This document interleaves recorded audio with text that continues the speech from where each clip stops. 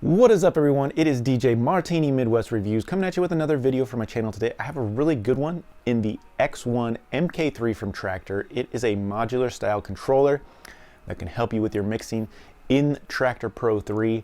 It's remodeled. It's been 10 years since they put any kind of new model out of this particular controller, so I have a few of them, and so we're going to show you those as well, kind of give you an overview, what's changed, what's different, those types of things, and answer as many questions as I can about the item. It's not going to be a full in-depth review of every single button and knob, but it'll be a good overview of what I think are the highlights on the X1 MK3. So thank you for tuning in to DJ Martini Midwest Reviews. If you've never tuned in, just know I love to do that research for you.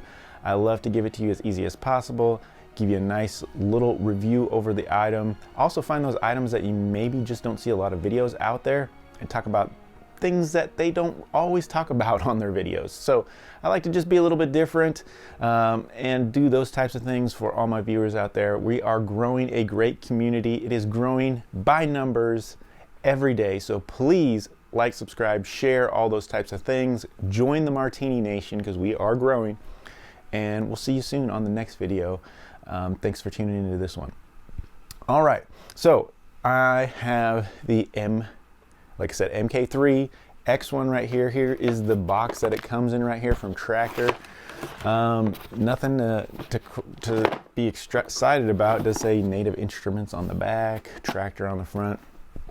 I really like the experience of a nice looking box, and that might sound completely stupid. You know, the presentation on an item, sometimes like when you get the box, you're like, oh my God, when I open this, it's gonna be awesome.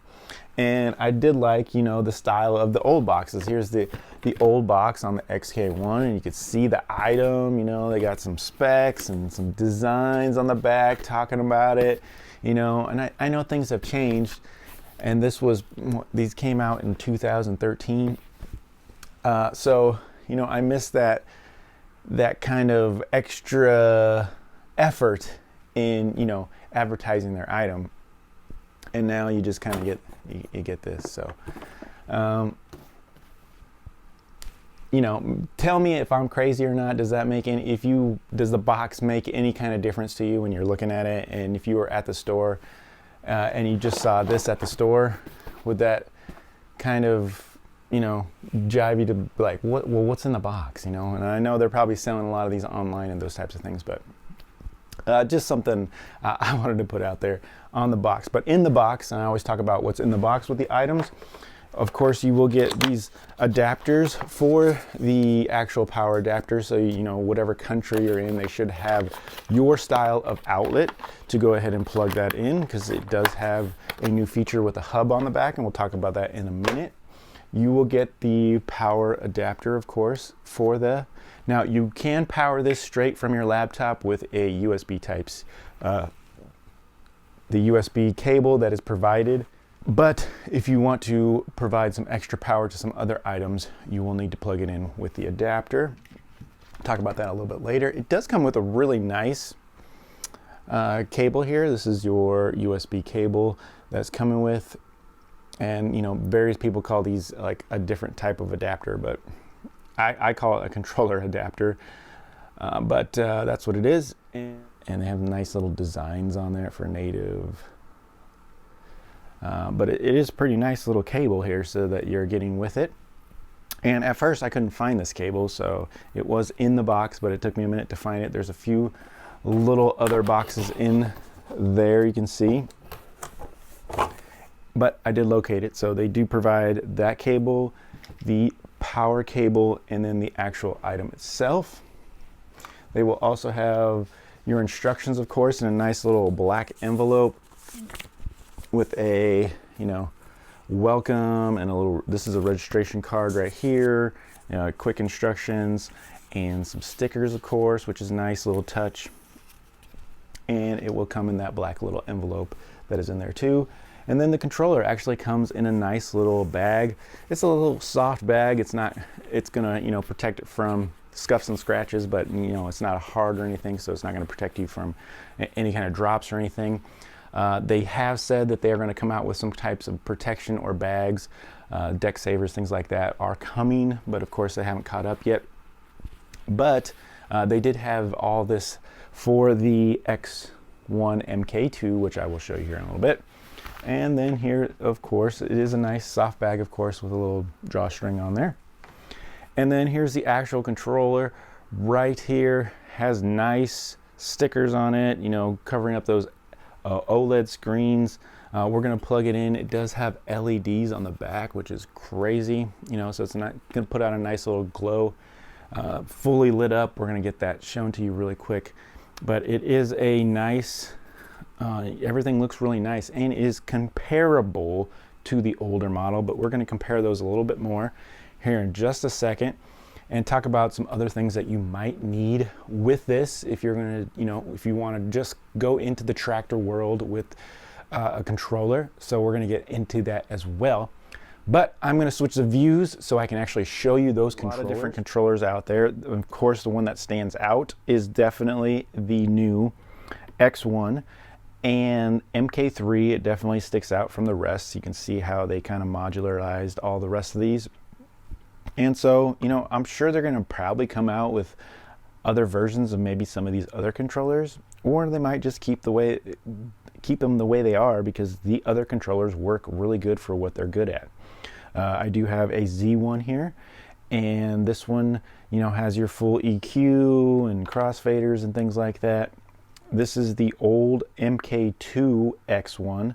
This is the old model that came out in 2013. The original model came out in 2010, which was just the X1, and it was set up a little bit different. And then, of course, here's the new X1 that just came out, and you can see that it does look completely different. And the biggest difference, of course, is these had screens, but pretty much all you were seeing was your looping lengths and things like that.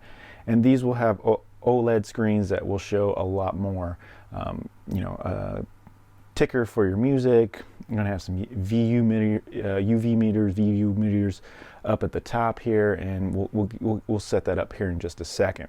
And then, of course, this is the F1, which was really for your remix decks, so you could throw in different sounds with your remix decks. And so this was a handy controller for that. And so these two controllers are probably my favorite controllers.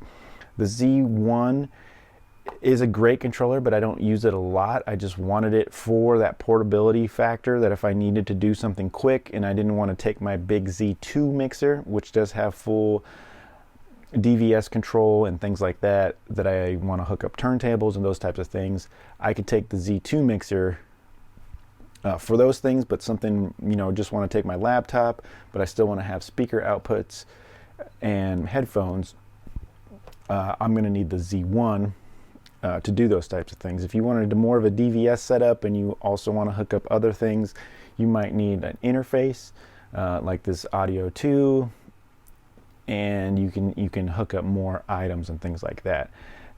Just to let you know, once again, this new X1 is just like the old one, where it does not have any kind of speaker outputs or anything, and no kind of interface, no kind of headphones. You can see though, but these controllers have always been solid, man. I've never worried about these. They've taken some abuse, and you know, I'm okay with all of these controllers.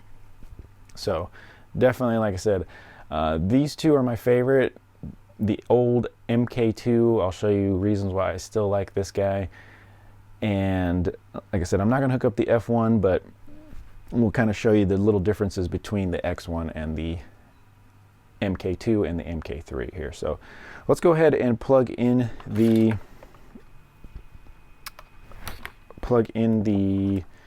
new controller here. And I just want to show you how that fires up. So you saw a Traktor popping in. Now, it's not working right now. And you're like, what? I thought it was like plug and play. No, you will have to go and download drivers for this.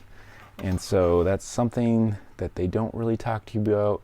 It's not plug and play, and it doesn't pop up anything in the software either. So usually you could plug these in and it'll tell you to go download a driver or something.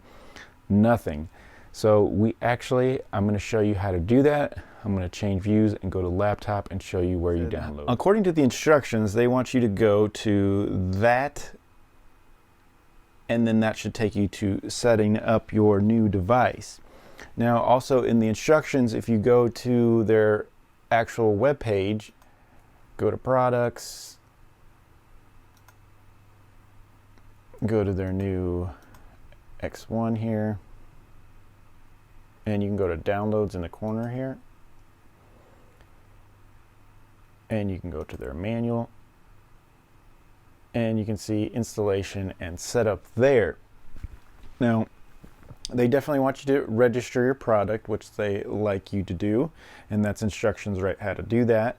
But you can skip that if you want, and you can go to installing and updating Traktor Pro. So basically you need to download native access, create a login, and if you already have Traktor products, you already should have native access. So I'll show you what that is here in a second, but they do have a link that you can just click and it'll take you to that and to start downloading it. Then you just log in, click available, and then install Traktor Pro 3.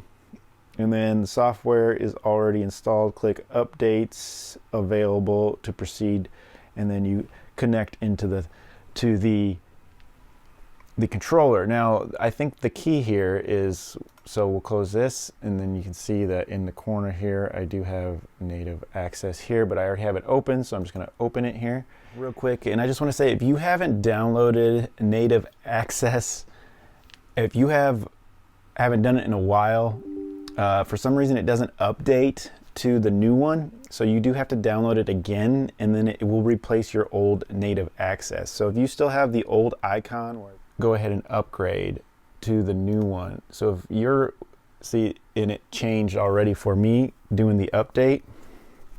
And so if you have the old native access, you're gonna go on ahead and just download it again if it doesn't work for you. If you plug the controller into Traktor Pro 3 and it doesn't work for you, go ahead and download native access again and replace it. It will replace your old one when you download the new one. So just something to point out there.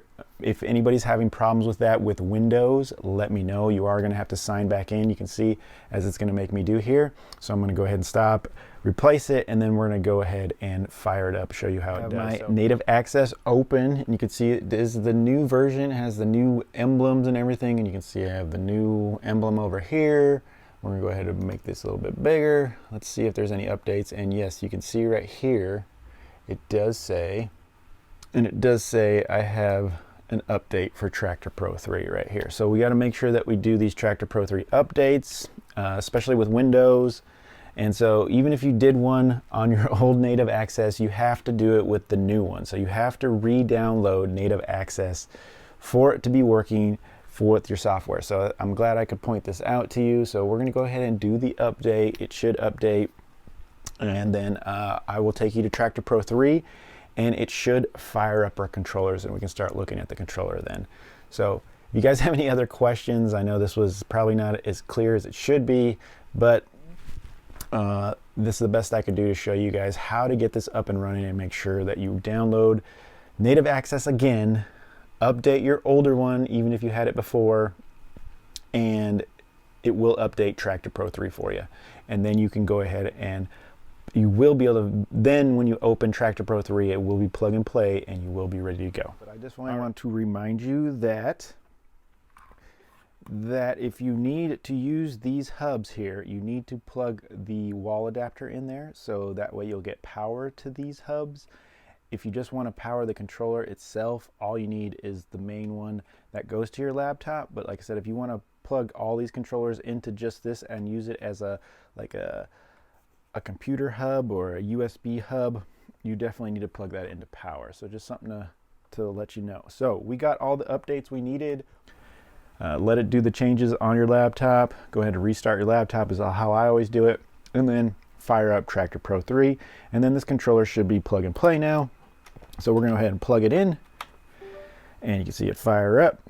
And it should, yeah, there we go. We got the FX1, FX2, A, B. You can change your combinations by using this one right here. So if you want A, B, C, D, whatever you want. I want the A, B right there.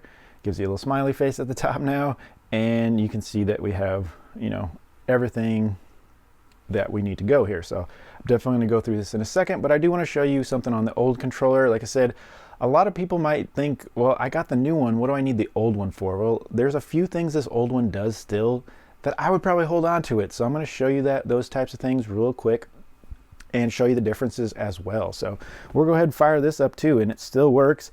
It can work right alongside everything. That's why I do like these modular controllers that can work, you know, no matter if they're old, new. I do like that you can still use them no matter what with Traktor Pro 3. So that's awesome.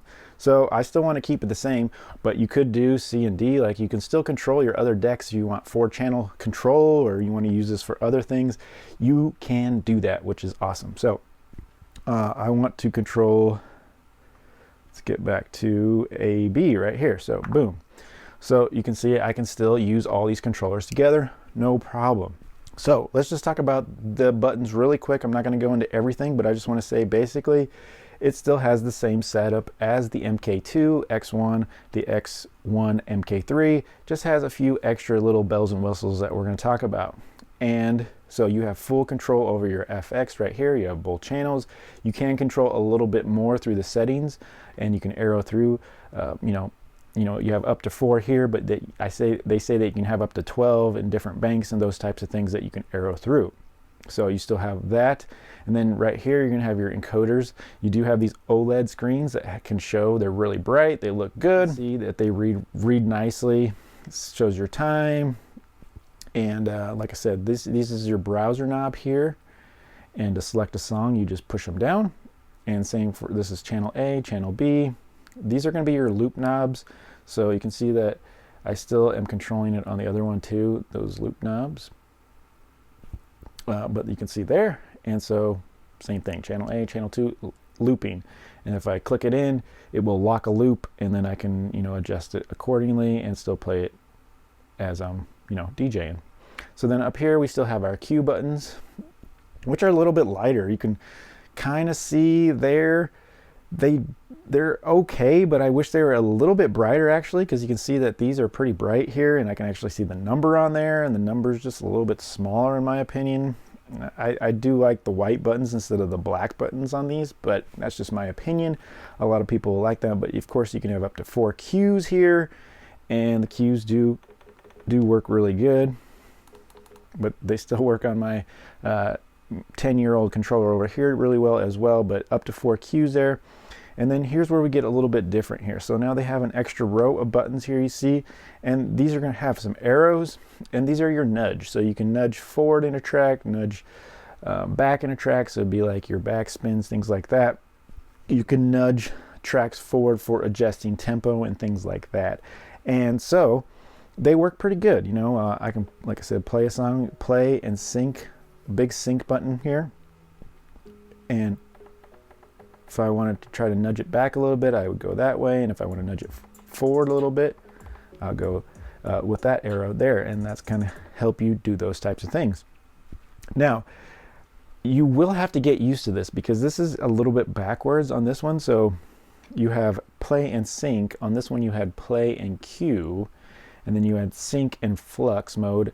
They don't have a flux mode now, but they do have a reverse button, which does the reverse, and it also will light up the flux button there, you see. And with a shift and a hit of the reverse button, it will turn on flux mode. So this one just had a straight button there. So like I said, if you still have this controller, you still have access to that really fast without hitting a shift and those types of things. So just something to keep in mind. And this one had play and cue. The play and cue are together. I wish that this was still like this one. I cue and play, and then maybe you could have had you had cue and play, and then this should be a sync and maybe a reverse button. And you could have done the same thing, but just a little bit different setup, because I really like the format in this one because I'm used to it, but at the same time it'll take me a little while to learn the new one here. So The big things that we want to talk about this one, of course, they do have the LEDs on the bottom. I will show you how to turn those on here in a second, because they will not turn on except at the end of this track. They will start flashing a little bit, or if you have a loop or something, they should turn on. So let's go ahead and put a loop on. You can see there's some green light right here for looping, so you know that you have a loop. Also, when we get towards the end of the song here, it will start flashing red on this side to notify you that you're almost at the end of your song. So those are pretty cool. So it is, not only do they LED light up, but they will kind of work to tell you when things are happening. So that's kind of intuitive as well. So very, very cool there. But it has all your FX, and those are pretty standard like your other ones were. So I'm not going to get into that too much. And then the one thing that this thing has that this does not, that is excellent, is with a click of the button up here, you can go to mixer mode, and you do have 4 little VU meters, so you can see how the track is doing there. You have 4 kills.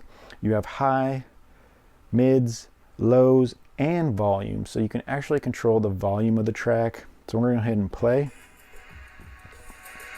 You can say I can turn up, turn down. I have full kills, so I can kill highs, mids, lows whenever I need to, or I can adjust them accordingly. Bass, mids, highs. Very, very cool there. I love the mixer mode on this. This is awesome. And it tells you up top where you're at, you know, volume on the OLED screens up there. So very, very cool there. I do like that. These arrows tell you where you're at for the FX. So we go back to FX, you know that you're using these FX for this channel, or you know, if you wanted to use these FX for this channel too, the same from this channel on this one. Like that's why you could have up to 12 different FX here, depending on which one you're going to. Or you can use the same FX on both channels, but those are for your FX as well. But I do like the mixer mode. That is awesome. That prevents you from having to get something like a Z1. Now, a Z1 is pretty cool, and of course it does have your crossfader and everything, so up faders, volumes like that. But to be able to control the volume and some of your high, mids, and lows and things like that is cool feature of the X1. Very, very cool. All right, so the next thing I want to go to right here is we're going to go set up those lights real quick. So we have to go to our laptop, and we're going to go to our settings. Now, once you do that update, you should have an option right here to go to your settings. And now you will have an option. Yes, you see that we have an option for the MK3. And it says colors and main. So you do have some features here that we can go to. I can go back now. Here we go. And you see that we have, you can adjust things like your knobs and how they work, the beat jump, the hot cues and the paths that you want with your channels, tempo, beat jump. With the push and shift, you can go to tempo, bend, remaining time, elapsed time, or loop size. I like to go with remaining time. And then we can go to those colors on the bottom here. So if you want them to be on all the time, then all we have to do is go to your colors here, your options here. And so you do have all these colors that you can go to, global color scheme, whatever. And you can assign buttons to be different colors. So if you want your play button to be red, then you can assign that to your FX buttons as well. And on, sync warning, active loop, colors, LED colors off. So if I want it to be, we'll say turquoise all the time, you can see that I turned it on, and now my LEDs are turquoise. And they're on all the time. Now they will still do as they're supposed to. Like I said, if you have at the end of a song, they will flash red, or if you have a loop, they will do green. But you can do any of this, and they do have a rainbow color too, where it has all the different LEDs on right here. You can see that. Pretty cool, pretty cool. But I do like the able to change the transport buttons here, the colors of them, because I do like to actually have my play button in a different color. So you could make it green, which it is already by default, but like if you wanted the play button red and the sync button a orange, and then your Q button a different color, we'll say it's turquoise, and then the nudge arrows to be violet. Then we can go down to the controller, and I'm going to go back down here, and you can see that the controller reflects that. So it's pretty cool that you can kind of do your own little thing however you would like to do it. So I do like that about it very, very much. All right, so let's go ahead and drop out of this view and wrap this video up with my positives and negatives.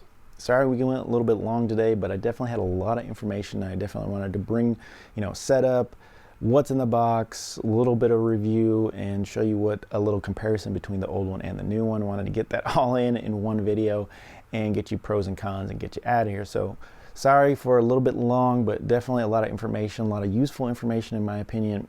And let's go into pros and cons and get you out of here. So pros for sure, price point at $299. I still think that's a value for this controller because you get so much new things that you didn't have in the old ones, like the LED lights, the new mixer mode, which I think is probably the best thing that they put on here. You have full kills for highs, mids, and lows, and a volume, very cool.